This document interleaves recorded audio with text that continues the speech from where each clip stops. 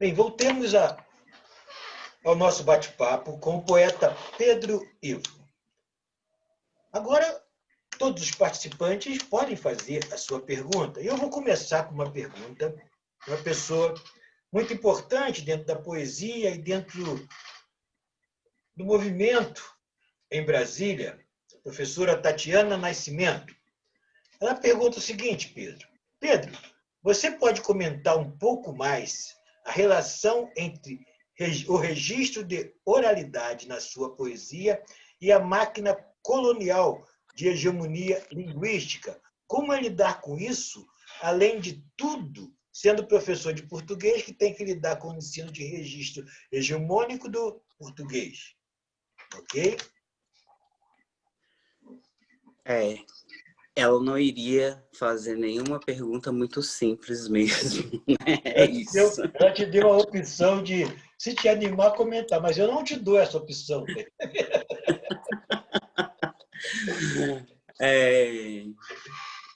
Enfim, Tatiana é incrível, né? As perguntas que ela me faz no dia a dia, como essa, por exemplo, que para mim é uma das tantas outras que a gente sempre conversa, é daquela que para e você fica assim: o que eu tô fazendo, né? Tipo, eu tô falando de determinadas coisas na minha vida, no meu dia a dia, na minha prática política, na minha afirmação identitária, e de repente eu tenho que voltar para uma sala de aula e dar aula de gramática da língua portuguesa, que é colonial e que foi imposta nesse país no século XVII por Marquês de Pombal, e quem não falar português morre. É isso.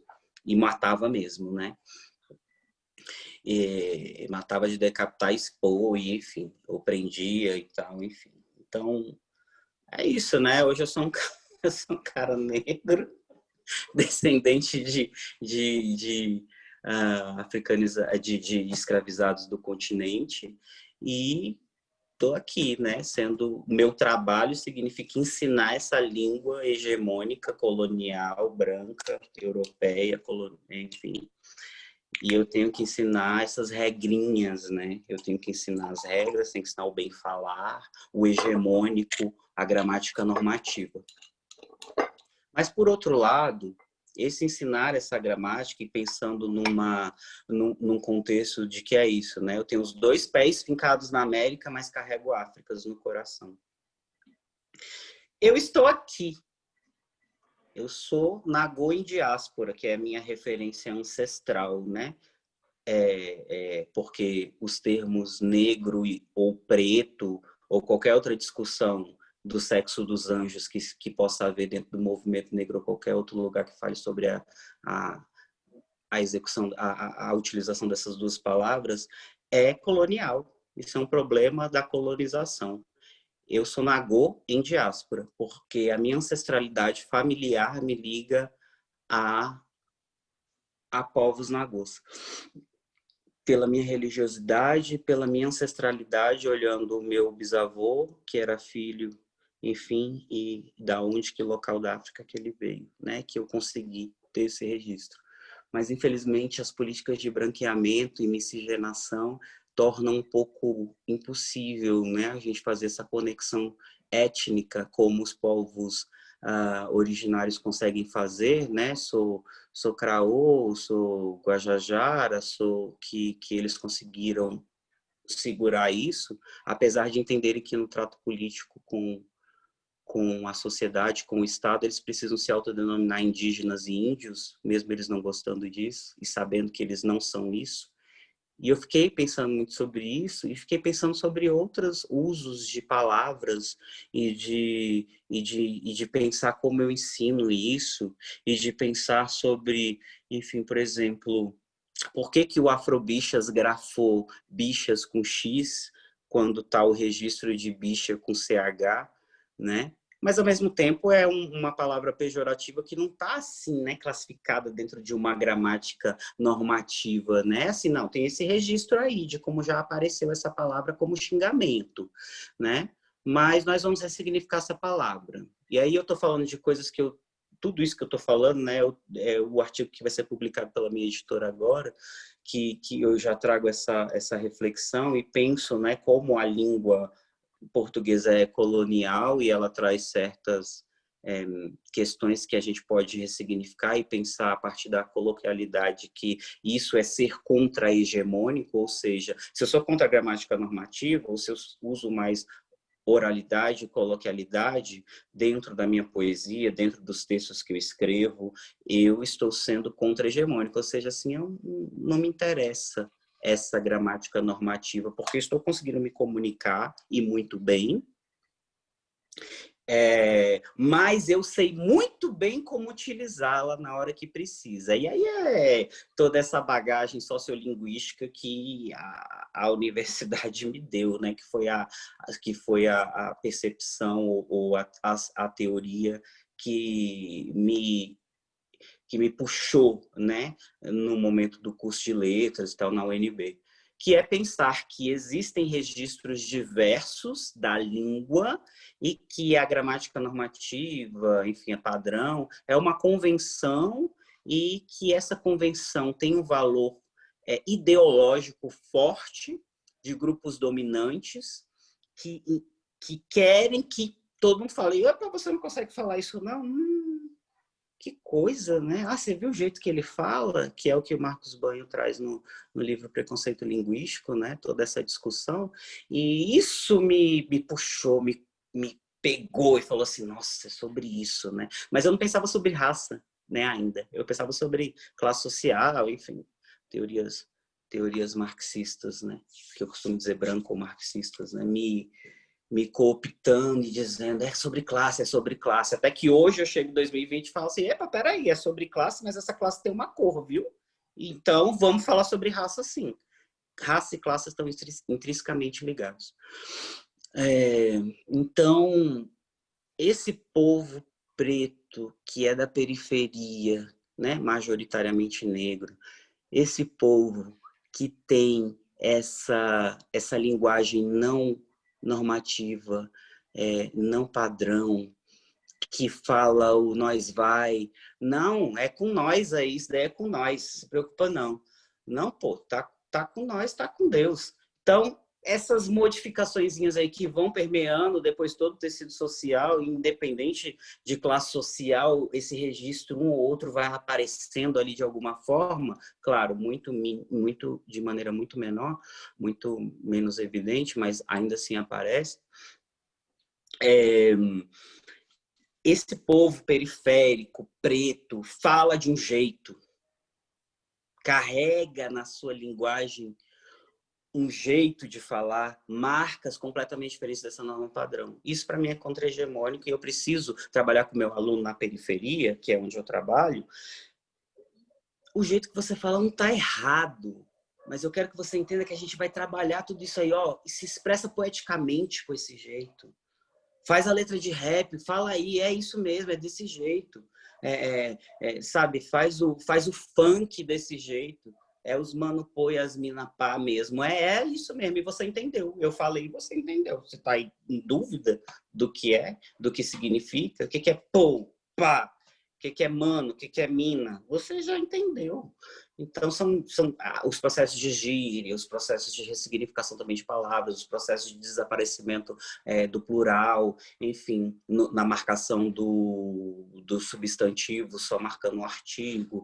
Todas essas questões aí de transformações linguísticas que têm ocorrido na língua, e sei lá, talvez daqui a 100 anos a gente já esteja só marcando o plural no artigo e não mais no substantivo nem no adjetivo. É possível, né? Acho que, se eu não me engano, o francês de alguma forma fez isso.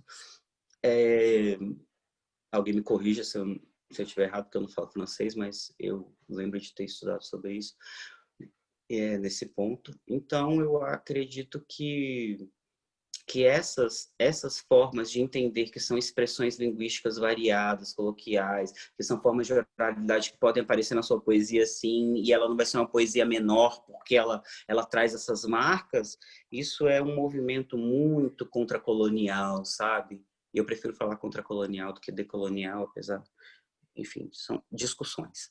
Mas eu acredito que são movimentos contra-hegemônicos, né? Na verdade, é o que eu tenho usado mais. Contra-hegemônicos mesmo, né? De que língua é essa que foi imposta desde o século XVII? Se você não falar, você vai morrer. E ninguém mais aqui fala em Angatu, Tupi-Guarani, ninguém fala mais nada disso. Se falar, morre. Como é que eu posso não entender? Quer dizer, é preciso entender esse processo histórico-linguístico do que é o português em terras brasileiras. Ele é, como é que eu impositivo, ele é assassino, tem sangue nessas palavras que eu estou falando aqui com vocês. Tem sangue derramado nessas palavras que eu estou falando aqui com vocês em língua portuguesa. E isso é muito, para mim, problemático. Eu talvez acho que é por isso que nesse resgate desse pensamento ancestral, eu vou trazendo termos em Yorubá que o candomblé já associou e que a gente já traz para dentro da língua, nós que somos de comunidade de terreiro, que a gente vai falando e a gente vai entendendo, e a gente vai falar Ebô, Acaçá, vai falar Acará, Acarajé, e outras tradições de candomblé, né, como dando nomes de comida, por exemplo, né, sei lá, como Angola, o Mugunzá, enfim, você vai falando outros termos e você vai incorporando isso, vai trazendo isso para mim extremamente, isso é fantástico. Isso, para mim, é contra-hegemônico.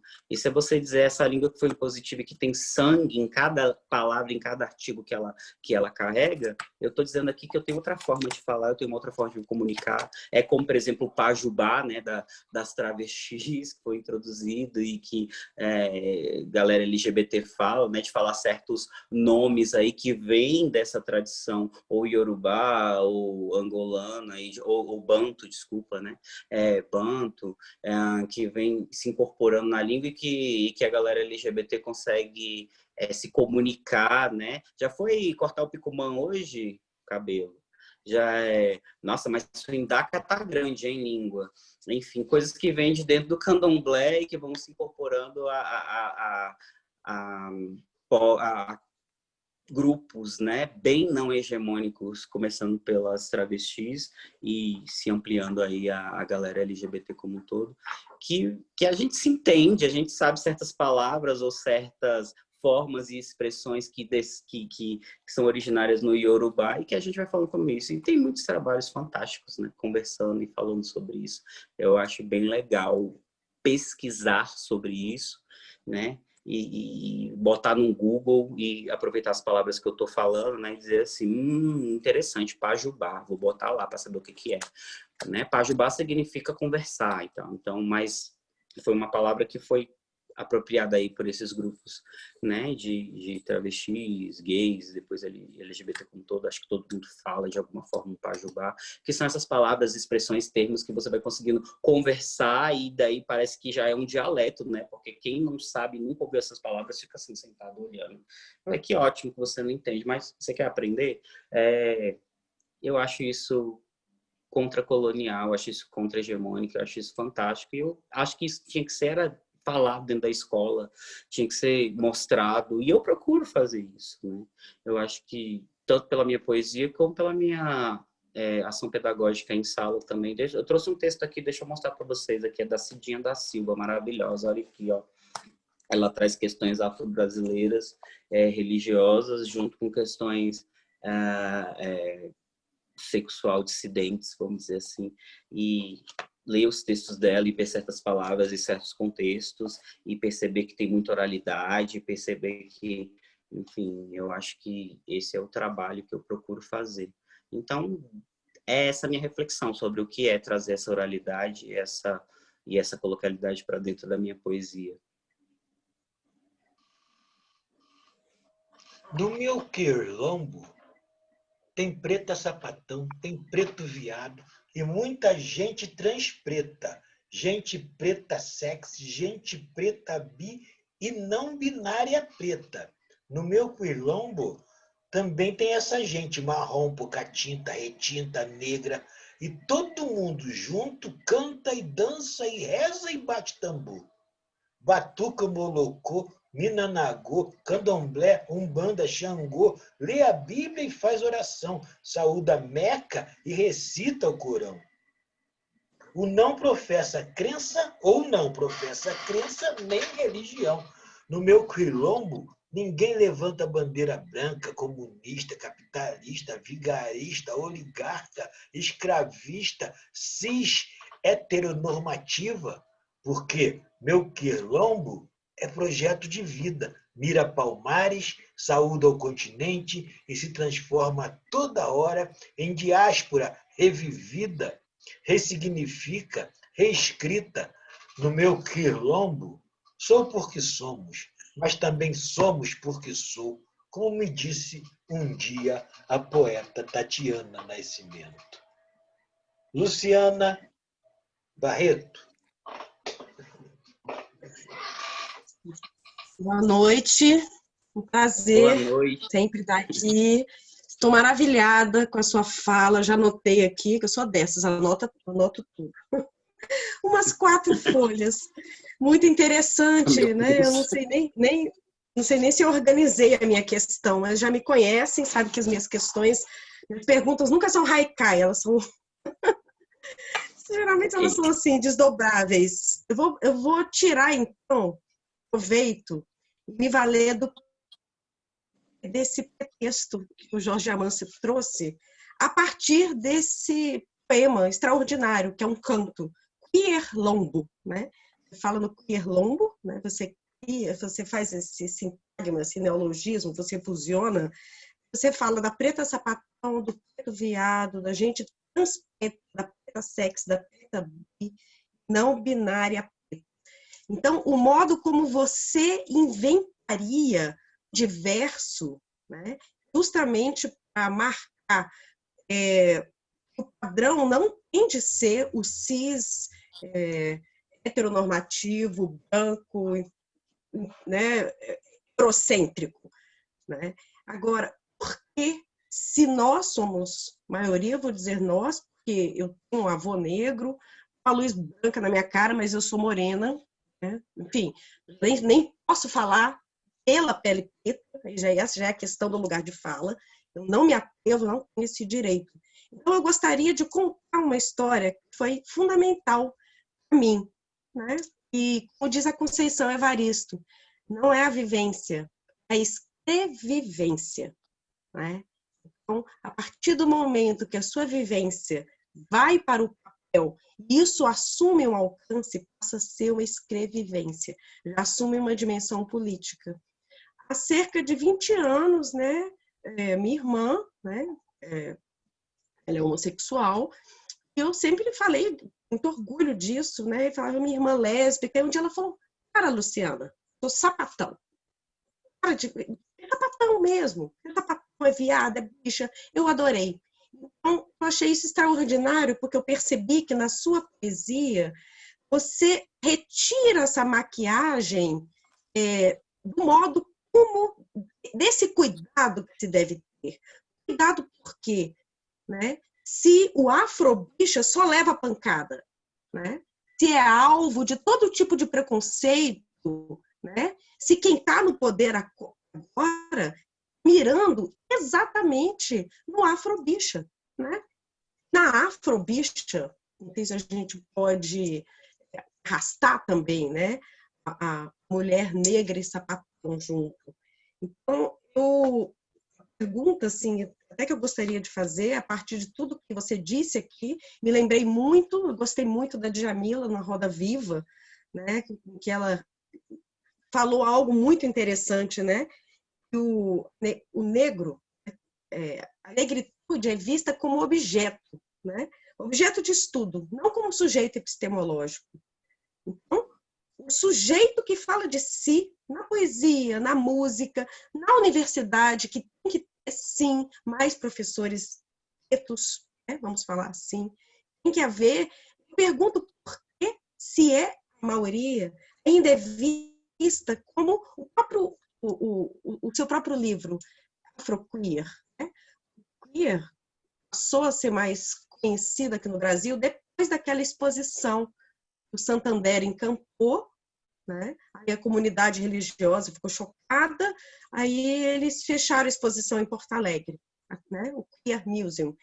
Então não se ouvia muito falar nisso aqui, era um mais estrangeiro. que era sinônimo do estranho, do insólito, do inapropriado, do exótico, né? Quase como um xingamento dentro da própria comunidade gay, né? Então, essa afirmação do palavrão, né? Eu pergunto a você, que eu percebo que você traz, mas o que eu li da sua poesia, né? Eu falo como crítica literária, como poeta também, como professora, que você tem um domínio, um apuro estético muito interessante, né? Além da espacialidade que você traz, não sei se você está aí ainda, me perdi, você também traz o palavrão, né? Traz a marca linguística, traz toda a tradição da ancestralidade, mas tem um domínio, né? Um apuro mesmo do poeta que maneja a linguagem do ponto de vista rítmico, melódico, espacial, né? Como você mesmo mostrou naquele poema, a Europa, né? Sobe-se a letrinha, né? Escorrida e Europa como sobe. Então, eu fiquei muito bem impressionada, né? Eu pergunto se a sua poesia faz essa provocação, ela é compreendida pelos pares, né? Nesse campo mesmo da militância, e junto aos críticos literários, né? Em geral, e, infelizmente, estão numa hegemonia intelectualizada, branca, cis e heteronormativa. Gente, é sempre assim, minhas perguntas são enormes. Já me conhecem e deixam eu participar do programa. Tá, então se ela é reconhecida, eu não entendi esse ponto, por essa crítica. Se a sua poesia, que é de provocação e traz essas marcas linguísticas e o palavrão, né? Porque você quer dizer, você quer mostrar que viado, afrobicha, sapatão não é pejorativo. Não é. Não Você é que não seja pejorativo, é pejorativo. É pejorativo porque é dito como se fosse. Mas não, ao você trazer isso para a sua poesia, como é que isso é lido e compreendido? Eu queria entender a recepção. Você é professor, você deve ter alunos jovens. Sim, mas é isso que eu venho trazendo nesse artigo. Assim que ele for publicado, isso está no gueto? Assim que ele for publicado, eu já vou te mandar o link. Deixa eu... Ótimo. Estou esperando só a história botar. Deixa eu te falar só o título. Muito. Deixa eu falar só o título para a gente começar a fazer essa discussão. E pode chamar de bicha dissidências de raça, gênero e sexualidade, ressignificando alcunhas pejorativas. É o título do artigo. Então, enquanto você for cis, branca, hétero, você chamar alguém de bicha é xingamento. E ponto. Porque quem diz se é xingamento ou não, sou eu que não sou heterossexual. Porque eu, se me sentir ofendido, vou dizer, né? Pi. Porque, né? Quem sou eu aqui para ficar segurando palavrões ou xingamentos para você que está me ofendendo? É isso, é sobre ser livre, inclusive nisso. Não tem nenhuma, como é que eu vou dizer assim, não tem nenhum politicamente correto para quem me ofende, nenhum. Então, assim, o que eu quero dizer nesse sentido, que inclusive é sobre, e aí, preto? Quem é que está me chamando de preto? Isso que eu quero saber. Porque desde a era colonial, chamar de preto é xingamento. Chamar de negro também é xingamento. Porque aqui, esse povo aí, ó, que está vindo aí, que a gente está escravizando aí, ó, são os negros. É a preta que trabalha lá em casa. Então, isso também é xingamento. Essa discussão está no meu artigo. Perfeito. Ancestralmente, o que eu busco, e se eu busco esse resgate ancestral enquanto pessoa negra, eu preciso dizer isso, eu sou pessoa negra, porque senão ninguém entende, porque senão o Estado não dialoga comigo, porque senão eu não consigo dialogar com o resto da sociedade que não é negra. Ancestralmente, e essa é a minha defesa, e vai ser, e começa com esse artigo, e já começou muito antes de outras discussões que eu fiz, é étnico. esse reconhecimento. Eu não sou negro ancestralmente. Eu sou Nagô, eu sou Banto, eu sou Kibundu, Kikongo. Acabou. Quem deu o nome de negro e de preto foi o branco europeu colonizador. Não foram os povos no continente. Quem deu o nome de África, isso o Mudimbe já traz, o filósofo congolês, quem deu o nome de África e de africanos foram os europeus brancos colonizadores. Não foram os povos em África que se autodenominaram. Olá, somos África. E aqui somos africanos. Primeiro porque a África é um continente, não é um país. Então, existem diversas etnias, diversos povos, diversos estados. Então, é a partir dessa discussão que eu vou trabalhando também. E pode chamar de bicha? Ora, se eu começo a fazer essa discussão do que é ser negro, ser preto, a partir de uma visão colonial, eu entendo que isso não é uma autodenominação minha. Certo. Colonialmente, impuseram sobre os corpos dos meus ancestrais, e isso se arrastou até mim, que estou em diáspora. Ponto.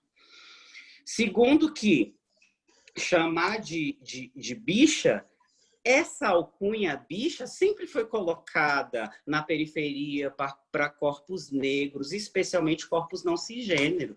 A travesti que anda na rua é vista como um homem vestido de mulher, portanto é uma bicha. Uhum. E tem, assim como dentro do Afrobicha, diversas pessoas trans que sabem que nos seus lugares e nas suas cidades periféricas são xingadas de bichas.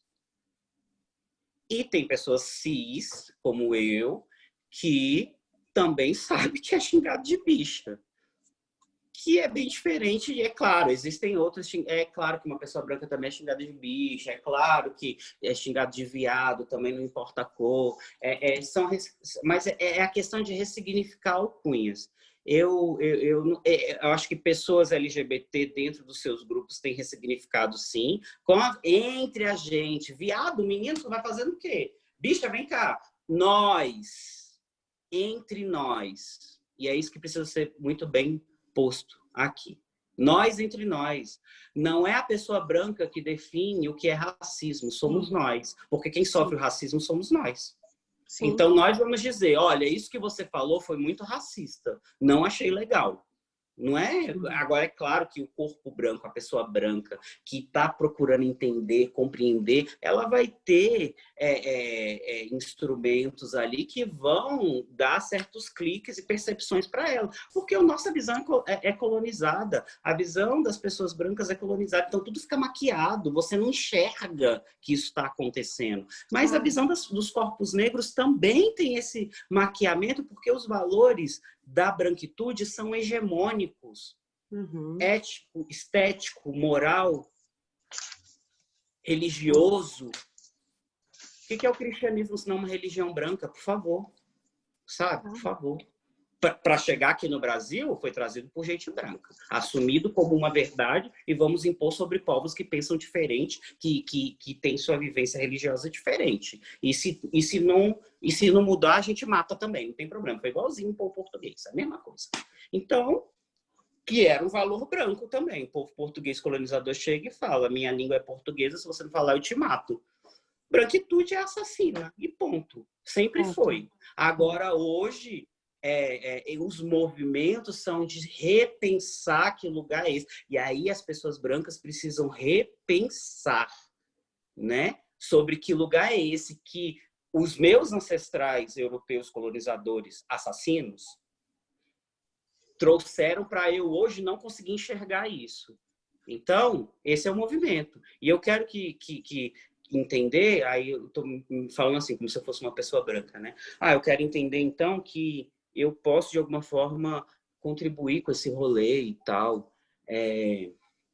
Eu quero não ser assim, eu quero, sei lá. Mas eu não sei como vocês vão fazer isso, não faço a menor ideia e não me acho na obrigação de ensinar. Vocês têm que achar o caminho de vocês, porque nós, enquanto pessoas negras, tivemos que achar o nosso, de como resistir, de como sobreviver, sabe? Então, assim, eu não vou te ensinar isso porque eu não sei. Eu não sou branco, como é que eu vou saber como você branco pode contribuir com a minha causa? Ache seu caminho, siga junto, sabe? Porque eu acho que assim, você perceber que você tem privilégios e falar assim, pô, vai ter um rolê de economia africana, afroeconomia, alguma coisa assim, que tem essas feiras e tal, pô, eu sou branco, meu amigo preto tá lá ralando, é empreendedor, autônomo, e tipo assim, eu tô vendo que ele tá ralando mesmo, e tô vendo que essa relação entre classe e raça tá muito forte na vivência desse meu amigo. Ele não tá conseguindo pegar o ônibus para levar as coisas dele para poder expor na feirinha de afroempreendedorismo. Lembrei a palavra. Uhum. Você tem um carro, você mora perto do lugar que vai lá buscar ele. Poxa, você quer contribuir? Pega seu carro e busca ele, amigo. Tu vai participar desse negócio aqui? Eu vou aí, vou te buscar, vou te levar, vou te ajudar a vender e depois eu te deixo em casa de novo, porque eu sei que você mora na periferia e você não vai conseguir levar seus negócios e você tá sem grana. É isso. Pega seu privilégio e ajuda o rolê. Não tem outra coisa para eu falar, infelizmente. Eu acho que eu só posso dizer assim, as pessoas brancas fazerem, sei lá, os cursos da Tatiana Nascimento que tá rolando aí sobre branquietude, né? Que é, eu sou branco e sou quieto, bem aqui esperando as pessoas negras falarem para mim como eu devo me comportar. Não, você tem que ser proativo no seu enfrentamento antirracista, entendeu? Proativo. Não, eu quero saber, quero conhecer, quero entender o que eu posso fazer e eu vou atrás. E se eu quero contribuir, é sobre isso que eu tô falando. Poxa, tá rolando umas vagas de emprego lá onde eu trabalho. Você tá vendo que só tá entrando pessoas brancas. Você não conhece provavelmente não conhece também não, né? Porque os rolês da branquitude é isso, né? Se envolver com pessoas brancas, se elas têm amigos brancos, se envolver afetivamente com brancos e fica aquela branquitude se disseminando. Mas perceber que tem espaço ali, não tá entrando pessoas negras. Tem esse clique. Não tá entrando pessoas negras aqui na minha empresa, que está me incomodando a fazer uma coisa diferente. Convida, chama, manda currículo, bota no seu Facebook lá, sabe? Galera, tá rolando processo seletivo aqui, ó. Pô, ia ser bem legal para pessoas negras que estão aqui nas minhas redes sociais. Manda currículo para mim aqui que eu vou botar ali no processo. É sobre isso, entendeu? Então, assim, eu até... né, fico meio assim, né, porque eu fico um pouco exaltado para falar dessas questões, mas é porque eu trago um peso ancestral sobre as minhas costas que me... sabe, eu tenho que fazer, né? Vou fazer uma hermetic yoga aqui, sei lá, alguma coisa para... não, ok, estou Mas aqui. é absolutamente legítimo, né? Essa é a palavra, é a legitimidade. E é aquela discussão do lugar de fala. Mas isso aí eu nem vou entrar nessa. Lugar de fala tem a ver quem sou eu, tem a ver com quem sou eu, o que eu represento, o que eu estou falando. Não quer dizer que você não pode falar junto comigo. Falar junto, concordo. Entendeu? Não mas você por. não vai falar por mim. Claro. Você não vai falar pelas pessoas negras. Eu estou aqui para falar pelas pessoas negras. Não, você não está aqui para falar pelas pessoas negras, não. Vai lá e volta lá para a sua branquitude e fica lá. Deixa que a gente fala pela gente. Mas eu quero contribuir com a sua fala. Eu quero ampliar a sua fala. Eu achei a sua fala fantástica. Eu tenho um esquema de redes sociais aqui que vai ampliar isso, vai fazer isso que você falou aparecer em tal lugar que eu consigo fazer. Isso é colar junto, é estar junto, é falar junto. Entendeu? É sobre isso, sabe? Gente, estou aqui divulgando nas minhas redes sociais esse vídeo incrível desse cara, dessa lésbica, dessa travesti, dessa transexual, enfim. Estou falando da sapatão não porque você falou a respeito da sua irmã, né? Mas se ela falou para você assim, não, é sapatão, porque ela quer que você, que faz parte da intimidade dela, e aí tem a ver com intimidade, chame ela de sapatão, porque você é alguém da intimidade dela. Entendeu? É como eu perguntei para minha amiga. Ai, amigo, nossa, eu adoro trava. Sabe por quê? Porque ela leu meu artigo, né? Aí ela falou assim, minha amiga travesti, nossa, eu achei foda porque você começa com a letra de Bicha Preta, da Linda Quebrada, que é a letra é epígrafe desse artigo que eu acabei de citar para você. Aí depois você procura a letra da Linda Quebrada, Bicha Preta, e lê e você vai ficar assim, caramba, olha esse... É um funk, ninguém dá valor, meio LGBT não gosta de ouvir, mas as bichas pretas adoram, e quando toca, ó, todo mundo se junta e tá lá um grupinho de gente preta no meio de um rolê branco, que é uma boate no centro da cidade. Isso tem a ver com homossociabilidades, que Marciage traz no artigo em 2003, que é onde se relacionam e onde ficam pessoas, os gays. Eles se relacionam em tais lugares, no centro. Que cor e que classe essas pessoas que estão no centro, nos ambientes LGBT, têm? Não são negras e não são da periferia. Mas a periferia começa a ir porque só tem esse lugar para ir. Poxa, só tem esse lugar para eu ser quem eu sou, lá no centro, numa boate cheia de gente branca e de classe média ou alta. E ele vai para lá.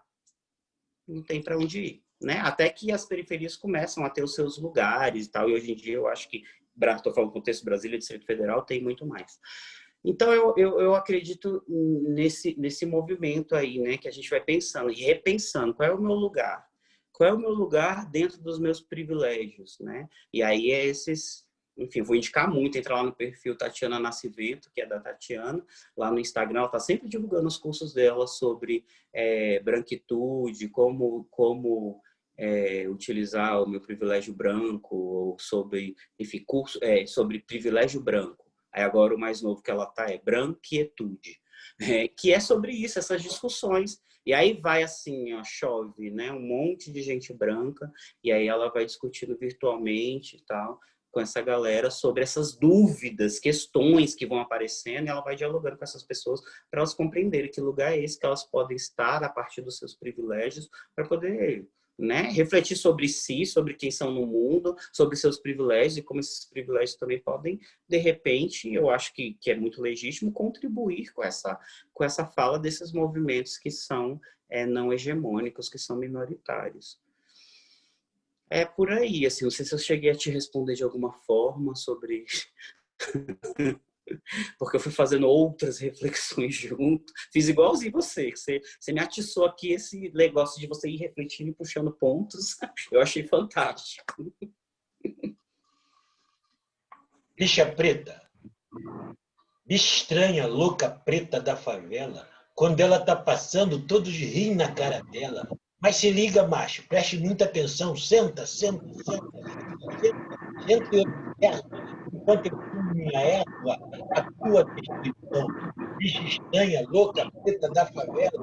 Onde ela está passando, todos riem na cara dela. Mas se liga, macho, preste muita atenção. Senta e observa a sua descrição. Que eu sou uma bicha louca, preta favelada. Brincando eu vou passar e ninguém vai dar risada. E se eu for esperto, pode logo perceber que eu, já não de brincadeira, eu vou botar para frente.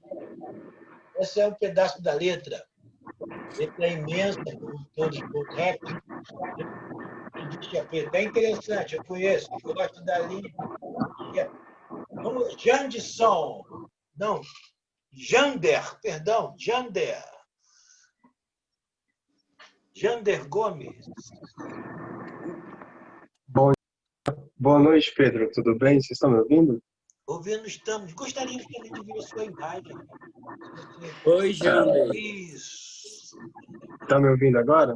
Sim, Jander. E aí, meu querido? Jander é um grande amigo do coletivo de escritores LGBT. Obrigado por ter vindo aí. Adorei. Valeu, Pedro. Obrigado. Pedro é um amigo muito querido. Eu notei também que está no grupo Rogério Bernardes. Quero desejar meu boa noite para o Rogério. Rogério Bernardes, verdade, ele falou. Muito boa noite. Nossa, poeta incrível. Amo. Sensacional. O Rogério faz o prefácio do meu próximo livro e eu me sinto muito honrado por isso também. Ele e o Dr. Pedro. Mas vamos lá. Eu dei uma pausazinha no meu trabalho ali, que eu recebi o convite pelo grupo nosso do WhatsApp. E eu tive o prazer de ler o artigo do Pedro, inclusive eu li ele muito cansado, que a gente está trabalhando nessa época de política, você sabe como é que é, a gente tem pouco tempo para fazer muita coisa. E, Pedro, depois que eu terminei de ler o seu artigo, e eu acompanhei agora um pouquinho da discussão, eu percebi que você comentou muitos pontos que já estão no texto, né, que você vai publicar. E me veio uma pergunta. Como que, eu até anotei por questão de esquecer, como que você iniciou essa observação da língua em relação ao nosso... eu não vocês vão me desculpar, o Pedro ele me conhece, eu estou aprendendo ainda muitas coisas. Eu queria que você me explicasse como que você iniciou essa observação da língua matriz, né? Eu posso dizer assim, da língua matriz de negritude com a língua colonizadora e em que momento que você conseguiu fazer essa observação e você falou assim, não, pera lá, isso está errado. Existem coisas aqui que a gente que a gente tem que fazer essa mudança, a gente precisa fazer essa mudança. Eu vou começar essa mudança a partir desse ponto. E eu gostaria que você explicasse para a galera esse termo que eles vão ler possivelmente, afrocentados.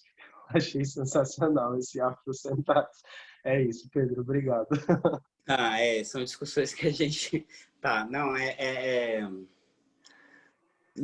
Tá, vamos lá, deixa eu pensar aqui. Bom, eu tinha explicado um pouco antes a respeito de como, desde a universidade, as teorias sociolinguísticas foram me cooptando assim mesmo e tal. Pô, gostei disso, tá trabalhando uma parada social e tal, né? E me fez repensar, né, esse uso da língua.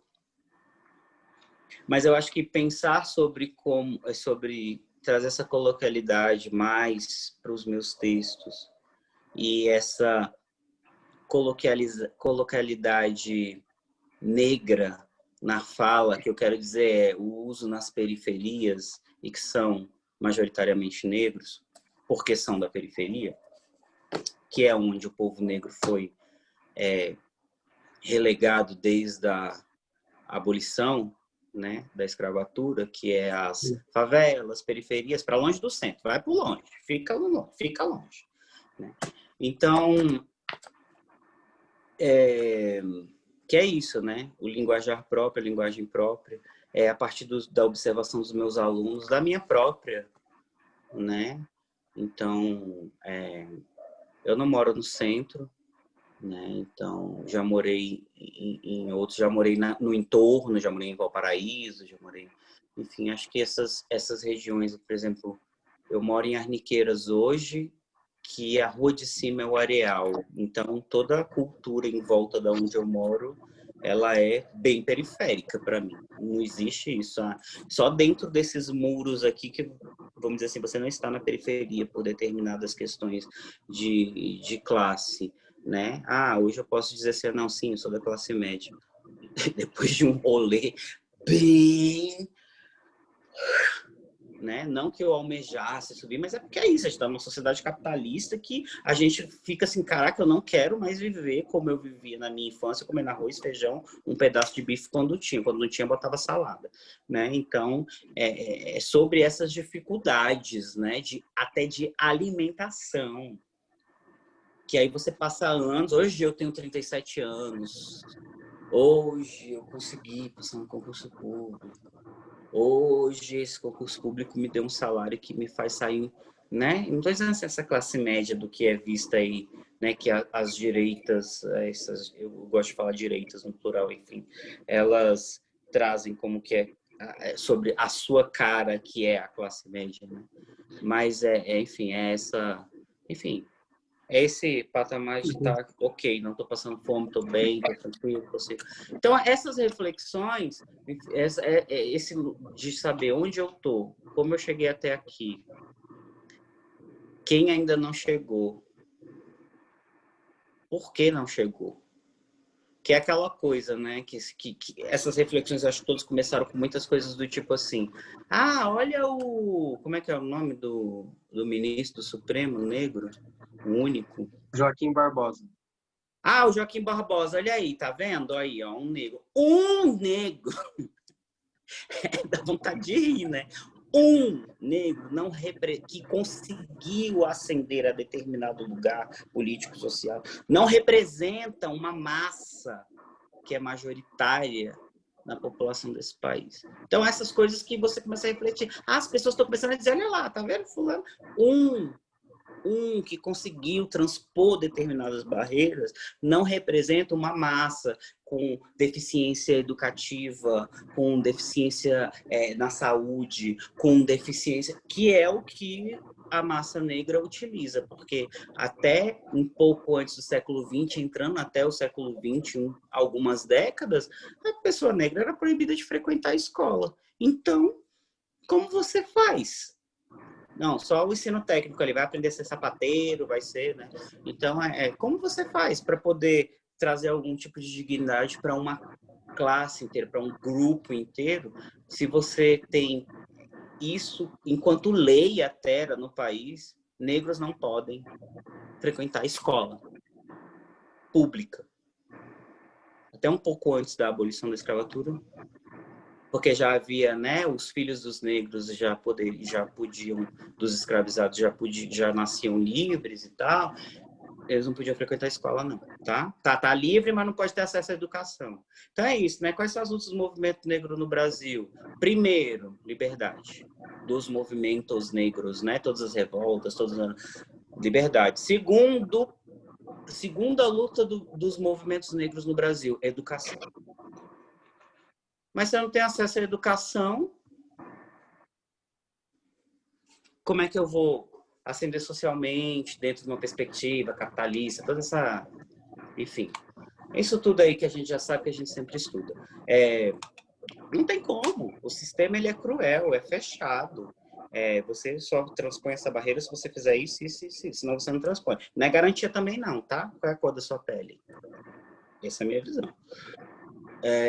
Então, eu acredito muito que essas reflexões todas foram me despertando ao longo dos anos, entende?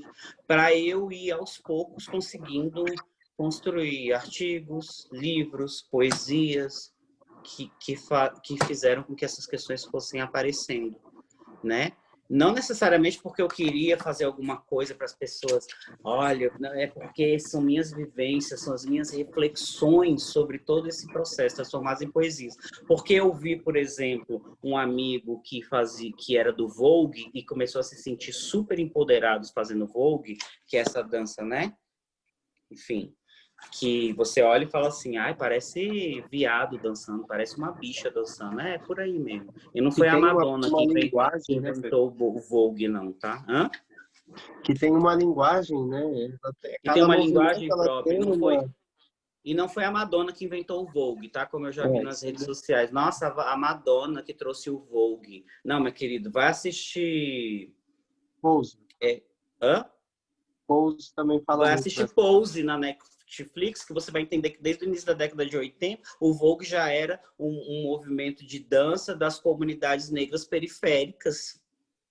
Acabou, né? Então, quem chega na borda do gênero transborda se não quer se heteronormativizar. Bicha preta jogada no chão é passe de Vogue disfarçado, equilíbrio em cima do salto que ninguém pode derrubar, nem a polícia, nem o machão. Sua pistola contra o preconceito dispensa os gritos de eu te expulso, Satanás. Esse ocidental liberal religioso que nunca esteve no seu corpo, chifrudo tosco, figura ultrapassada que não a interessa mais. A diva agora é menino, é menina, é igual geração tombamento do corpo sensual, que sem limite vai passar mal, não me embranquece, viado, eu vou ser da quebrada, que é meu rolê habitual.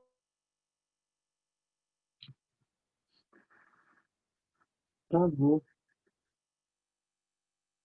Parte do Vogue, né? Então, é isso, é sobre isso, né? Tipo, não me embranquece, eu sou da periferia, o Vogue me contempla e, ó, eu desmunheco mesmo e meu corpo expressa ou tem uma performatividade diferente dessa do que se esperam para o meu corpo preto. Eu não vou ser o machão fodão, comedor, ou violentador, ou como se espera que um corpo negro seja. Eu vou ser essa expressão dissidente. É isso. Então, pode-se dizer que você não é um afrocentado. O termo afrocentado que a gente chegou a falar. Então, é porque, assim, dentro das nossas comunicações, né, afrocentrados, pessoas que buscam afrocentrar, né, às vezes relacionamentos ou teorias ou pautas, que é a partir de um contexto do continente, né, de África e tal, ou muitas vezes assim não interessa nada do que tem aqui no Brasil, eu quero pensar na África, só na África, só na, enfim, afrocentrar, né, de alguma forma, alguma coisa, algum elemento, alguma vivência. Mas existe, né, que eu costumo falar assim, os afrocentados, né, que é aqueles que criticam, se você arruma um namorado branco, critica, se você falou alguma coisa na internet, critica, né, tipo uma pessoa que falou uma coisa aí agora sobre o pseudônimo do grupo que eu faço parte, critica, quer falar, quer ser o dono da verdade, mas está fazendo alguma coisa pelo movimento negro? Está fazendo alguma coisa pela negritude? Não, você é só atrás das redes sociais um afrocentado, né, você quer falar de certas questões negras afrocentradas, mas você só está aí sentado onde você está. Então, enfim, é sobre crítica a pessoas que estão, que estão, e tem outras, né, esses pseudo-ativistas, enfim, LGBT e de outras minorias, mas que são pessoas que a gente precisa entender, né, cooptados por uma hegemonia ocidental, que não passaram por um processo de reflexão do que realmente é importante na luta antirracista, anti-LGBT-fóbica e tal, e são cooptados pela mídia, pelo tombamento, pelo que é assim, deixa eu me mostrar, deixa as pessoas me verem, deixa eu aparecer nas redes sociais, deixa eu ganhar uma grana porque disseram que vão me pagar se eu fizer isso. É por aí. Isso acontece. Então é preciso que essas pessoas retornem à origem do que realmente é uma luta antirracista, anti-LGBT-fóbica, as origens do que é o movimento negro nesse país, do que é o movimento LGBT nesse país. Minha opinião a partir de fatos e teorias e conceitos. Eu não falo nada porque eu acho. Eu falo porque alguém já escreveu, já refletiu sobre isso antes, e eu quero retomar essas pessoas para essa minha vivência de agora. Porque quem veio antes, isso eu aprendi fazendo parte de religiões de matriz africana, constrói e constitui o que eu sou hoje. E isso eu preciso entender. Quem veio antes no movimento LGBT, o que ele construiu? O que ela construiu? E que ele construiu para eu estar aqui hoje falando isso dessa forma. É isso que eu quero saber. Enfim. José Amâncio, me permite só mais uma colocação, por gentileza? À vontade, José. Eu acho que poucas pessoas aqui, além do Pedro Ivo e do Rogério, me conhecem. Eu sou do Mato Grosso do Sul e eu moro em Brasília já tem 10 anos. Né? Nesse momento eu me encontro no Mato Grosso do Sul. A minha cidade é uma cidade pequena, né, Terenos, ela fica a 28 quilômetros da capital. E a partir das vivências, olha só, eu aprendendo mais.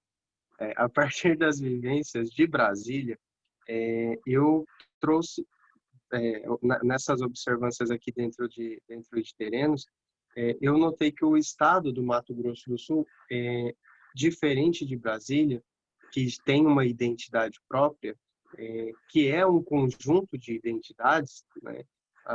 Mato Grosso do Sul, por ser uma terra que tem um pouco do sertanejo, tem um pouco do negro, tem um pouco do índio, tem um pouco do paraguaio, tem um pouco do rio-grandense, um pouquinho do nordestino, ele não tem uma identidade. Então, nós somos um estado que há muito pouco tempo é dividido, né, 57 anos, se eu não me engano, e não tem uma identidade. A partir desses movimentos constituídos dentro da nossa sociedade brasiliense, que tem uma voz muito forte, a gente fala dos jans, a gente fala dos slams, a gente fala de encontros de escritores de negritude, a gente fala... Tá errado falar assim, eu não sei. A partir desses encontros e desses movimentos, a gente vai colocando essas questões mais a fundo e vai trazendo esses debates à tona. No Mato Grosso do Sul, eu não sei, talvez por conta do estado ser muito grande e talvez por não ter essa concentração, isso vai ficando um pouco a desejar. Então, por exemplo, na minha cidade, a gente tem uma população LGBT que a gente consegue contar no dedo, por exemplo, os LGBTs que até então são assumidos, né? A gente consegue contar nos dedos, mas a gente não tem esses debates de questões LGBTs. Então a gente não fala sobre a violência do LGBT, a gente até então não falava, porque depois que eu cheguei eu já dei uma balanceada no pouco. a gente não falava de violência LGBT, a gente não falava de comportamento LGBT, a gente não falava de literatura LGBT, a gente não falava de identidades, para você ter uma ideia. Aqui nós temos uma tribo indígena, a gente não fala das questões indígenas, a gente não fala do direito do índio, a gente não fala do direito da vivência do indígena, por exemplo. Então, trazendo para esse debate mesmo, assim, o sentido de identidade, a identidade do Mato Grosso do Sul não é formada. E quando a gente tem... vou fazer essa pergunta para você, que você entende mais, tem mais conhecimento que eu. Quando você traz essa formação já, essa identidade de um local já formado para um local que não é formado, como que é como que você viu essa sua luta assim, de cara, assim? Porque é fácil chegar aqui, é fácil entre aspas, é claro, é fácil chegar no Mato Grosso do Sul e começar a falar sobre, né? É muito mais complicado, por exemplo, eu chegar em Brasília dentro de um contexto que já tem, né? Eu falar assim, olha, a gente vai falar, a gente está nesse debate, tá, não, mas olha, né? Talvez isso daqui você tem esse ponto que você precisa repensar, sabe? Isso fere a minha identidade, isso fere a minha ancestralidade.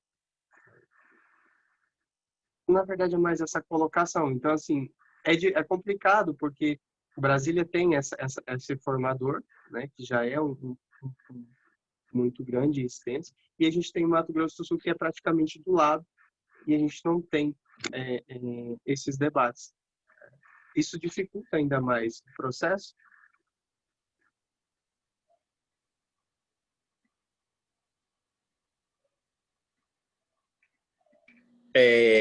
Eu acredito o seguinte: em primeiro lugar, vamos olhar o processo histórico. Isso eu aprendi lendo Foucault, um cara branco, que é fantástico, incrível, gênio, eu vou analisar as coisas a partir da história. O Brasil é problemático em relação à identificação étnico-racial porque houve políticas de branqueamento da população da década de 30 e um pouco antes em diante. E a miscigenação passou a compor o mito da democracia racial, que Fernandes traz na obra de 1995 dele, falando sobre a formação do povo brasileiro. Fernandes Ribeiro. Não, Ribeiro. Isso. Meu Deus, qual que é o primeiro nome dele? Alguém me ajuda? Hã? João Baldo. João Não. Não, Ribeiro, o sobrenome dele. Ribeiro. Darcy Ribeiro. Meu Deus, como que eu vou esquecer desse homem? Então, Darcy Ribeiro traz essa reflexão, né, incrível, já fantástica, e traz outras. Enfim, tem um vídeo do Roda Viva dele conversando sobre política que você fica assim, nossa. E é isso, né? É o mito da democracia racial. E trazer outras questões que ele traz, que eu acho que ele é o primeiro que traz, que existe uma intersecção entre raça e classe, existe uma intrínseca relação entre raça e classe. Então, assim, a gente precisa entender como foi a formação desse povo. A formação desse povo não foi uma coisa bonitinha do tipo, olá, indígena, estou te entregando presentinhos e tal. Nossa, gostei muito da sua mulher, sabe? Estupro, morte, é isso, é a formação do povo brasileiro. Tá? Assassinato, estupro de novo, estupro e reestupro, enfim. E aí se forma toda uma geração miscigenada. E pior ainda, políticas de embranquecimento, né? Que é trazer poloneses, italianos, japoneses também, mesmo não sendo brancos, mas tal, que é isso, né? De querer clarear a pele, né? Então, que é aquela obra do incrível, né? Nascimento de Adão, será que é isso o nome da obra? Enfim, não vou lembrar agora exatamente. mas que é que é assim, né? Tem o cara branco, a mulher preta e o menino nascendo com a pele bem clarinha, né? Então, a ama de leite segurando o menino, a ama de leite preta segurando o menino bem clarinho, que é a evolução esperada politicamente desde a década de 30, com essas políticas de trazer estrangeiros para o Brasil. É isso, em 50 anos a gente vai ter um padrão europeu nessa terra. Isso eram discursos políticos de bancada mesmo, de ir para ali para frente e falar para outros deputados e senadores, enfim. Mas isso ninguém sabe, ninguém fala, né? Fica escondido ali. Alguns outros escritores negros trazem isso, como Munanga, por exemplo, enfim, que esse processo aconteceu. Então, dentro dessas políticas de miscigenação, é um problema do país não conseguir se identificar, né? Assim, vamos dizer, mas é porque minha pele é dessa coisa. Não, não é porque você não é preto que você não carrega traços de negritude, preto no sentido da cor, né? Da cor da pele. Não é porque você não tem a pele da cor do seu bisavô africano, que era aquele preto assim, né, azulado, né, que você não é negro, não, porque você branco você não é. Então, negro. Mas tem uma questão de autoidentificação e de grupos também que se reúnem. Eu acho que é problemático também, Jander, você dizer que Brasília já tem fixa essa identificação. Aqui é um lugar que tem gente de tudo quanto é lugar do país. Há 60 anos, eu não lembro nem mais qual é a idade de Brasília. 65. 65 anos. Que está próximo da idade aí da criação do Mato Grosso do Sul. Mas a questão é que é a capital do país. Percebeu a diferença, né? Sim, de investimentos, de gente vir, de gente fazer discussões, e de desenvolvimento acadêmico, intelectual e de ativismo também, que vai acontecer porque é a capital do país muito mais fluidamente que no Mato Grosso do Sul. Aqui eu costumo dizer que nós somos uma fazenda. Campo Grande é um fazendão iluminado. Meu irmão costuma dizer que Brasília é uma cidadezinha de cabeça do interior que tem uma arquitetura moderna. E eu não discordo. Né? Não que ser da cidadezinha do interior seja, mas é nesse sentido de comparar com outras metrópoles que têm um desenvolvimento assim de mente mais aberta, porque entrou em contato com outras questões e pensar, e que não é tão aberta assim, né? Porque eu tenho pavor de algumas metrópoles, ainda bem que eu não disse o nome. No sentido do pensamento hoje, 2020, extremamente retrógrado, né? Então, e racista, e homofóbico, e todas as outras violências sociais. Então, eu acredito que isso é algo que vai se construindo, entende? É preciso surgir um grupo identitário aí que se auto-identifique como negro e que comece a falar sobre isso e que vá trazendo outras pessoas que se identificam assim, e assim essa discussão começa a fomentar e se ampliar. Porque isso aconteceu em todos os lugares do país. Que é difícil essa autoidentificação, depende. E outra coisa, provavelmente vai ter muito mais autoidentificação com povos originários, né? Indígenas. Então, é possível de se reunir e fazer grupos dessa identificação identitária de descendentes de povos originários, que muitas vezes não são indígenas, né? É preciso entender que ser indígena é uma coisa completamente diferente dessa questão racial que eu tenho trazido.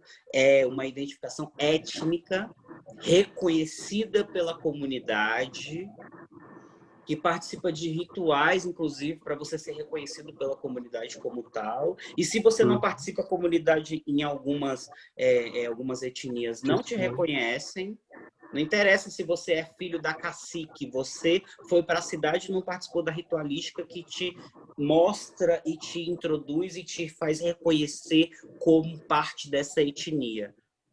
você foi convocada, eu ouvi isso da boca de uma indígena aqui no Santuário dos Pajés, né? No Sudoeste, em Brasília, no Noroeste, em Brasília. A gente já falou para ela 3 vezes já. Se ela não for na próxima vez, porque tem que ir para a aldeia, que é no interior, de algum lugar do Mato Grosso, inclusive, se ela não for na próxima vez, ela pode sair de casa, porque aqui ela não fica mais, porque ela não faz parte do nosso povo. E acabou, o reconhecimento étnico indígena para algumas etnias é esse. Você vai passar a ser um descendente de indígena, mas indígena você não é, não. Entendeu? Então tem a ver com isso. Como se constrói essa etnia? Que cultura traz essa etnia para o autorreconhecimento? Né? Para nós, povos negros que sofremos com um processo violento de miscigenação pelo estupro de mulheres negras, pela vinda de vários povos europeus numa política de toma aqui, toma um pedaço de terra, italianos venham construir, venham ter terras aqui, poloneses, alemães, e não sei o que, e não sei o que, e não sei o que. Isso tudo foi uma política de branqueamento da sociedade, porque tinha muito preto nesse país. Tá? Então, é isso. E em algum momento dessa miscigenação, essa miscigenação aconteceu na minha família, não sei onde, porque meu pai é negro da pele muito mais escura que eu, minha mãe é negra muito mais escura que eu, minha avó minha avó, meu bisavô, parte de pai, parte de mãe, todo mundo, mas em algum lugar lá aconteceu que eu não sei como eu sou marrom, mas é isso, eu não deixei de ser negro, porque meu nariz está aqui, meu cabelo está aqui e a cor da minha pele está aqui provando. Né? Isso aí. É por aí. A formação do povo brasileiro realmente merece um estudo à parte, né? Mas o papo está ótimo, maravilhoso. Eu ficaria aqui até 2 da manhã. Mas, infelizmente, nós temos que encerrar. Né? Eu achei um assunto riquíssimo. Riquíssimo. Você viu que a gente fala de poesia, né? Mas até onde a poesia nos leva, né? É um negócio fabuloso. Josafá, considerações finais, Josafá. Vamos lá. Na calada da noite, alguns açoites de sentimentos dilaceram o coração. Dor, luta, automutilação. De dentro para fora, que não vão embora. E me fazem dizer mais sim do que não. Fico imaginando se sou um todo ou algo assim incompleto. Se vivo o presente ou um futuro incerto. Da estética do dinheiro, do que vão dizer meus amigos. A gente só fala isso porque te ama. Ama, porra. Ama seu umbigo. Enquanto isso, peixes nadam em cardumes, gaivotas vão bandos para o sul, para o norte, não lembro.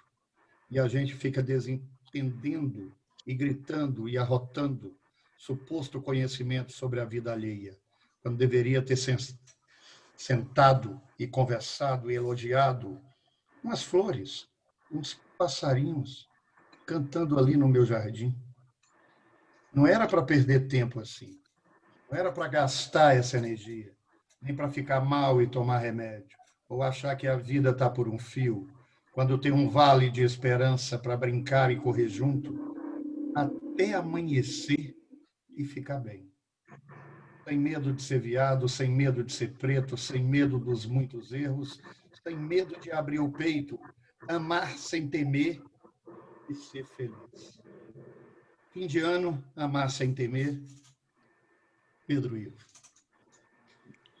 Pedro Ivo, eu sei que, de certa forma, quando nós tratamos nesse bate-papo, é infindável, né, os questionamentos da pele, da dor, da história, né, da formação, enfim, tudo isso.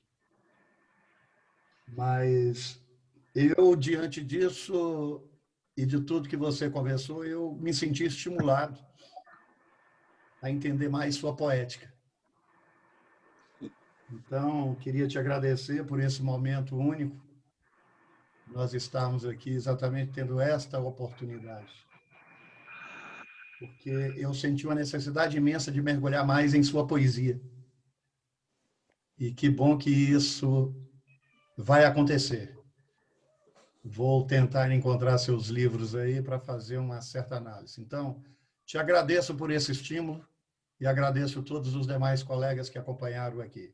Obrigado, Pedro Ivo. Obrigado, agradeço. Fico muito feliz por todas essas palavras. E é isso, gente. Estou aqui para contribuir com a poética, com a política, com a cidadania. É isso que a gente precisa. Eu não vou para a África, então eu estou aqui com os 2 pés fincados na América. Eu tenho que trabalhar, as coisas é aqui. Então, vamos juntos e vamos construir uma sociedade melhor. Obrigado. Olha o que o poeta Rogério Bernardes, que está com um livro novo, com uma capa belíssima, né, dos Abutres. Eu já chamo o seu livro assim. Esse é do Abutre, esse é da Fênix, está entendendo? Maravilhoso. Porque são todos. Mas hoje foi uma noite de aprendizado para mim. Tem o do dragão. Tem do dragão ainda.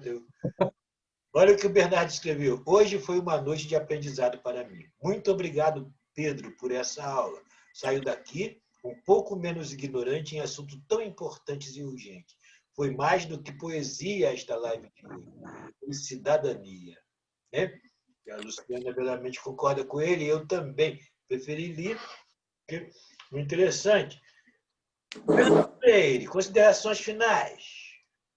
Bem-te-vi, negro de coração generoso, alto, juvenil, formoso, cult, mano, quanta beleza! E mais belo ainda foi o que de dentro saiu.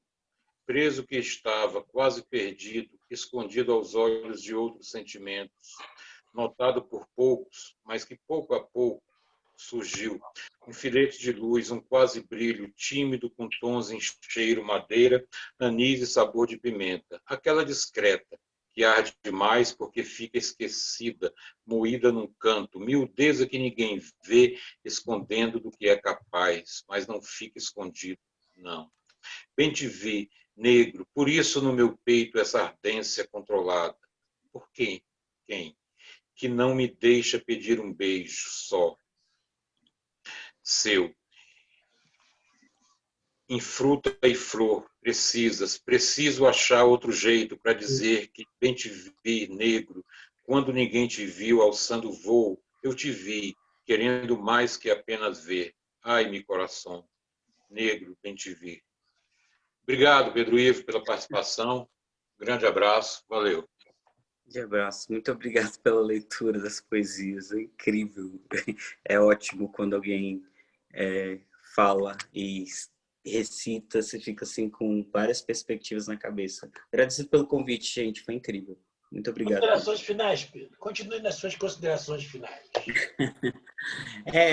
Traz essas reflexões todas e são assim, fantásticas para mim, porque me fazem perceber, né, o quanto várias reflexões surgem a partir de provocações que vocês trazem, que estão lá dentro, assim, e que às vezes eu ainda não trouxe, né? Não fiz emergir para poder dialogar, e como eu falei da questão dialógica e do que tem aqui dentro, do que estou refletindo, e quando eu falo sobre isso e que outros me trazem, a gente dialoga e isso me transformou muito poder expor e dialogar com vocês e com as perguntas e provocativas, bem provocativas, de poder repensar que, mas isso daqui, peraí, que eu li isso daqui lá em 2015, mas eu li também em 2017 outra coisa, mas aí em 2018 eu já escrevi uma coisa que eu acho que é um pouco contra isso, vou falar isso. Então é isso, esse processo é transformador, né? Esse processo é incrível, né? É um processo eu acredito, de evolução, né? Evolução de pensamento, de mente, de ser o que a gente é hoje, que não era ontem e que amanhã vai ser bem melhor. Eu prefiro pensar assim, né? Que vamos todos aqui, a partir desse diálogo, pensar e ser melhor, e procurar ser melhores e tal. E outras reflexões vão tornar a gente melhor. E esse processo evolutivo é o que a gente precisa seguir enquanto seres humanos para construir essa sociedade enfim, mais acolhedora, menos racista, menos LGBTfóbica, menos machista, menos capacitista, menos, enfim, várias outras violências sociais e que afligem seus membros minoritários. Muito obrigado. E é isso, gente. Estamos aí. Minhas redes sociais, Pedro Ivo Autor, tá? Meu último livro, Narrativas Afrobichas, e espero contribuir muito. E lá por meio do meu perfil, @PedroIvoAutor, no Instagram, no Facebook, vocês podem entrar em contato comigo. E, enfim, tenho exemplares. A editora é a Apres, de Curitiba, também no site da editora Apres está lá o livro. E é isso. Quem quiser, quem se interessar por todos os trabalhos que eu tenho desenvolvido, estou disponível lá nessas redes, a partir desse, @PedroIvoAutor. Obrigado. Obrigado a você, Pedro. E eu creio que todos nós sentimos exatamente a necessidade do que certas coisas que se relacionam às ditas minorias saiam desse nicho, que elas venham e sirvam para tudo. E hoje em dia eu penso, eu gosto, escrevo poesia sobre a negritude, mas quero que essa poesia agora não fique somente nesse nicho de negritude, que vá para tudo, que é importantíssimo isso. Né? É importantíssimo que os não negros, né? Ou vamos dizer assim, os não minorias, né? Não sei se alguém vai se botar em não minoria, né? Os não minorias tenham acesso a isso. Que possa... Adorei não minoria. Foi agora. Que tenha acesso a isso, né? Que possa também refletir. O racismo, por exemplo, o negro sente o racismo, mas para acabar, para ser antirracista, para acabar com o racismo, ele passa pelo branco também. Com certeza. É tudo. Queria agradecer muito a Pedro, foi enriquecedor. Né? Depois eu sempre escuto depois, aí que a gente vê a riqueza da coisa que foi, a gama de informação que teve. Né? Eu fiquei muito grato com o assunto que a gente nunca sabe para onde vai, mas só sabe que ele é muito delicado, ele é muito complexo. Você trabalhar poesia LGBT, né, mais, é uma coisa que é complicada, é para poucos. Né? Parabéns, Pedro. Acho que a poesia, essas últimas, então, estão num grau de evolução, num grau de reinvenção, num grau de invenção, aproveitando o espaço, algo meio Marlamé, achei muito bom, muito interessante. Né? Vou ler apenas um poema para encerrar, depois eu vou abrir. Fim de ano, amar sem temer. Acho que esse foi lido. Foi lido, né? Foi. Então não vou ler. Eu vou ler um hit. Não, mas faça sua interpretação dele. Eu prefiro, eu também, porque ele é bom para encerrar. Vamos lá. Fim de ano, amar sem temer. Na calada da noite, alguns foi lido sim. Foi Josafá que leu, se não me engano. Na calada da noite, alguns, 2 vezes, né, Josafá? Na calada da noite, alguns açoites de sentimento dilaceram o coração por luta, automutilação de dentro para fora, que não vão embora e me fazem dizer mais sim do que não. Fico imaginando que sou um todo ou algo assim completo, se vivo o presente ou um futuro incerto da estética do dinheiro, do que vão dizer meus amigos. A gente só fala isso porque te ama. Ama, porra, ama meu umbigo, ama seu umbigo. Enquanto isso, peixes nadam em cardume, gaivotas vão em bandos para o sul ou para o norte, não me lembro. E a gente fica se desentendendo, gritando e arrotando. Suposto conhecimento sobre a vida alheia. Quando deveria ter sentado e conversado e elogiado. Umas flores e uns passarinhos cantando ali no meu jardim. Não era para perder tempo assim. Não era para gastar essa energia. Nem para ficar mal e tomar remédio. Ou achar que a vida está por um fio. Quando tem um vale de esperança para brincar e correr junto até amanhecer e ficar bem. sem medo de ser viado, sem medo de ser preto, sem medo dos muitos erros, sem medo de abrir o peito, amar sem temer e ser feliz. Ô, Jorge, o que eu acho interessante quando a gente acaba declamando o mesmo poema, Pedro, é porque você acaba ganhando duas interpretações de uma obra de arte sua.